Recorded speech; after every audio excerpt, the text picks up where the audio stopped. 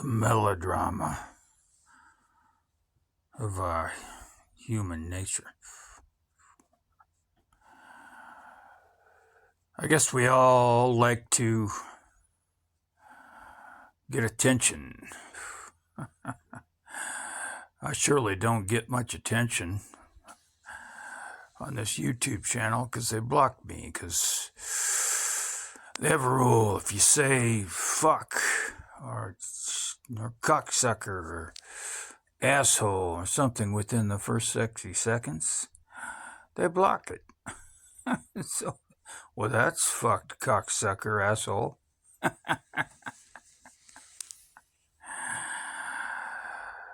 So I guess I'm not really concerned with the attention. I mean, I can always link, can always send via email, blah, blah, blah. If YouTube ever changes its rules, well, I got 600 videos out there. Suddenly going to be getting some attention, and I'm going to have to get a bigger bank account.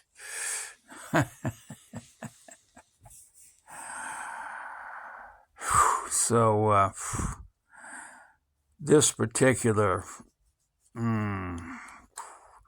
reminiscence, I guess, doesn't sound right, but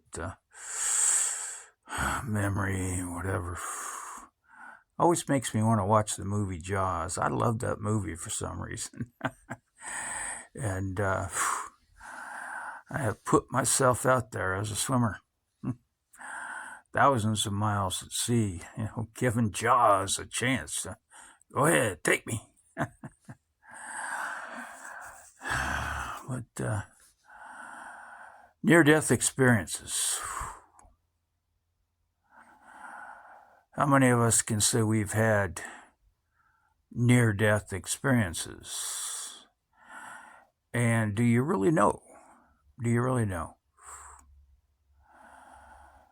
I have to think about it. I suppose you do too. And I'll give you 10 seconds to try to conjure one up. 10, 9, 8, 7, 6, 5, 4, 3, 2, 1. Did you come up with something? I think most people can come up with something. I've had motorcycle crashes, not on the street, but in the dirt. And I mean, you could have just landed wrong, right? But I didn't. And I remember one time during a flood in San Bernardino, we were crossing a, what do they call those things that funnel all the water? My little brother and I were in a dune buggy I owned, and we were just driving along, fast though. Everything we did was fast. Lucky for us, because we're driving along, and in front of us is, looks like a stream of water. Stream of water flowing down from the hills after a big rain. And we hit it. Thank God, fast enough, because we started coasting sideways, and we would have been in the canal under this raging flow of water if we weren't moving as fast as we were. I mean, if we'd just been going along at, sane people speeds, we would have got sucked into the canal, and it would have been, bodies pulled out later, and we wouldn't have been anywhere near the dune buggy. So that was one. And then I don't know if you can call it near death, but I was out stabbing fish. Got a Hawaiian slang. I'm out stabbing fish in La Jolla, north of the Scripps Pier, and I got a bag full of fish. I already got 6 6, 7 fish in the bag, and I'm dragging the bag around, and blood is leaking out from all the stabbings.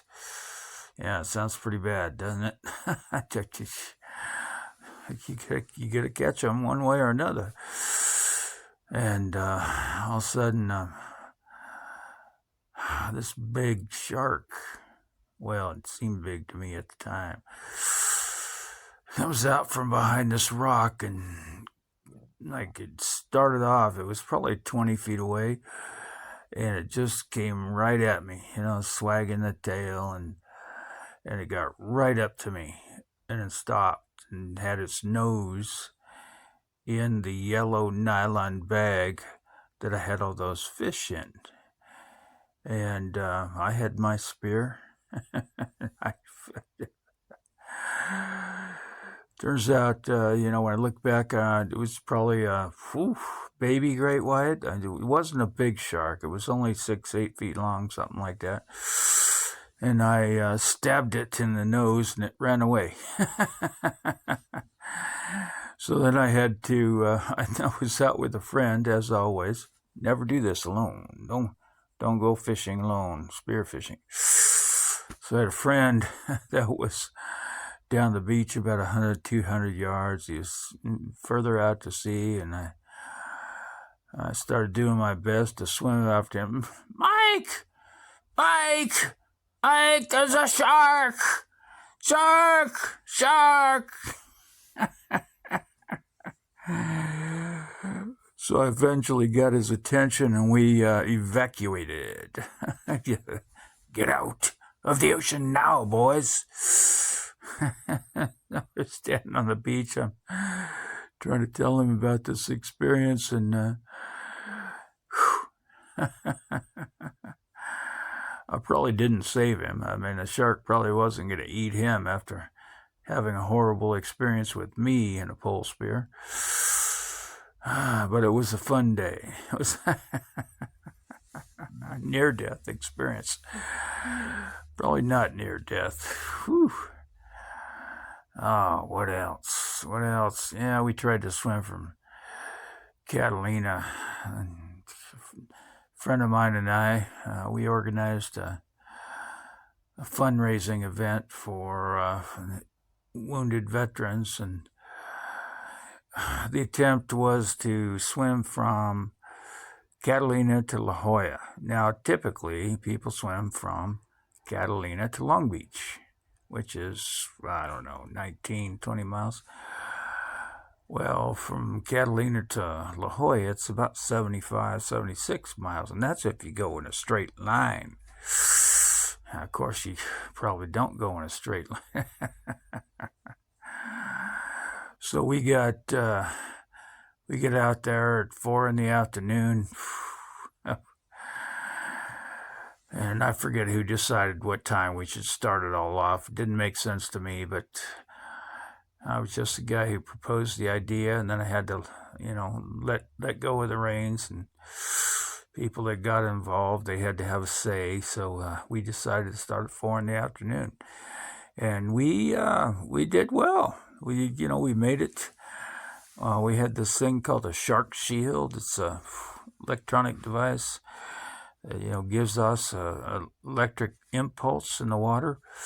We had that hanging from the kayak, and we had no problems. It started off at 4, got dark. We swam through the night, and we got to the next morning, and Shark Shield went dead. Now, of course, it's going to go dead. I had ordered another one, but they didn't get it to me in time, so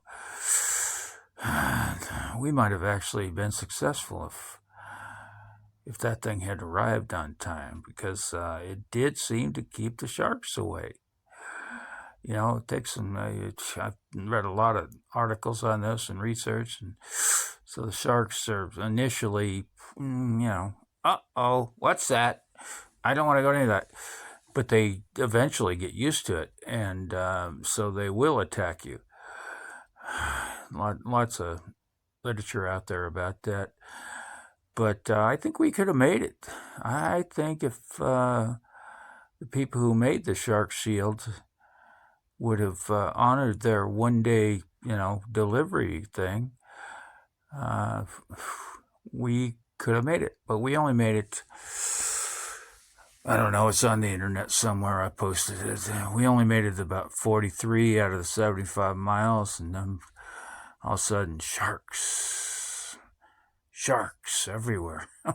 Jesus. I happened to be in the water when they first showed up, and you've never seen a guy pop out of the water and climb onto a kayak as fast as I did that day. And then we decided to. We had a powwow at the back of the boat, and let's maybe that was unique. Maybe let's try. Let's continue try. So we put another guy in the water. And he was half my size. I mean, if you're a shark and you're out looking for a meal, do you want to try to, gorge? Try to, take something down that's you're gonna have to chew on for a long time. Oh, I gotta cut this thing up into pieces. Yeah. But Dave was, he was niblet size. And so we had another shark attack.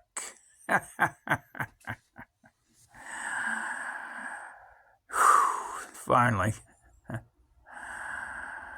we had a third shark attack after my brave buddy Will hopped in the water and said, well, shit, I'm going to look like a big pussy here if I don't get in with him.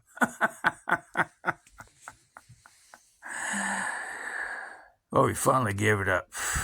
Too many sharks.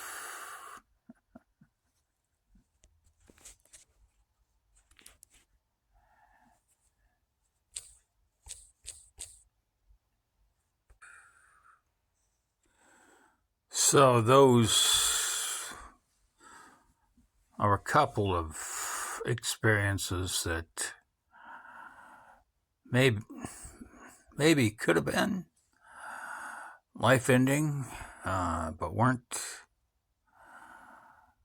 And I wonder what y'all have to say.